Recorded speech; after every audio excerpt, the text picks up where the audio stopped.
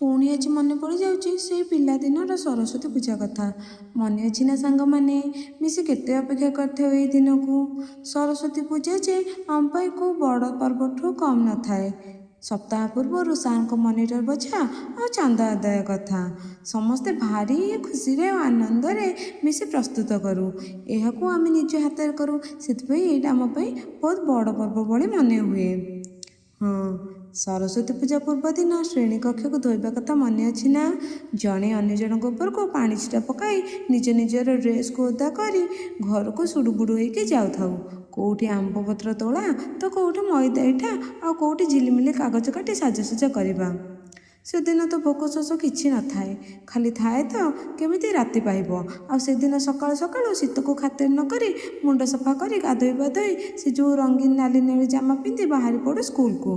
पूजा माने सांग मान घर बुलवा तो निश्चिंत। से दिन आ कहा प्रतिबंधक न थाए। साइकल टी को धरी ढेर सारा बुलाबुली करी मजामस्ती करवा आ स्कूल को फेरी नड़िया बाड़वा कथा मन अच्छी ना। आजिर पिला माने ता तो जानी नाहंती आम समय जे केते मधुर केते सुंदर थिला। से आजिकल सोशल मीडिया रे पूरा मजी जाइछंती।